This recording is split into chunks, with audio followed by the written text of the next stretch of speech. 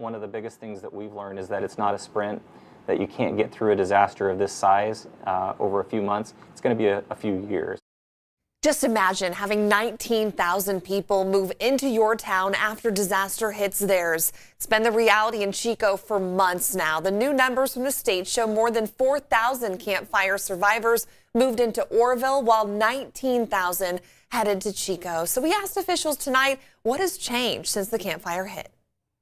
I'm Becca Habiger here in the city of Chico, which experienced an unprecedented population boom of more than 20% virtually overnight, as victims of the Camp Fire sought refuge here. We've returned to see how the city is faring 6 months since the start of that tragic fire. To a visitor, Chico's Main Street fits the perfect picture of a peaceful college city. Tragedy has touched this town. A lot of folks who are still living on couches, who are living in hotel rooms, who are living in trailers or RVs, they need a higher level of stability, and so they're looking for it. Mark Orm is Chico's city manager. He says a crisis-level housing shortage tops the list of challenges still facing his city. Here, 6 months in, we're really seeing our second wave of displacements.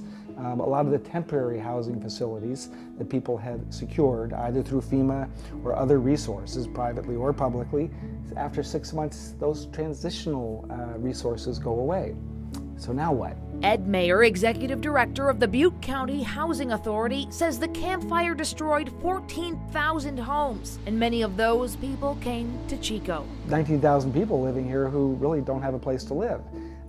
You could argue that they're homeless, but really they're in transition. Even people whose house was spared are impacted. Yes, I had a very good friend lose their house, and so he and his family lived with us for about 4 months. Wendy Porter is managing director of Chico Start. This nonprofit tech startup incubator has helped more than 200 business owners displaced by the Camp Fire. And now we're finding that is the time that they need help is lengthening. So it's not just a 6-month problem. It's going to be 2 years, 3 years, 4 years. But as hard times often do, the last 6 months have shown the true character of this community.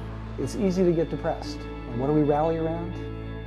The local spirit. This community's come together and has done an amazing job of helping to overcome that situation. And we're going to continue to forge ahead and find solutions.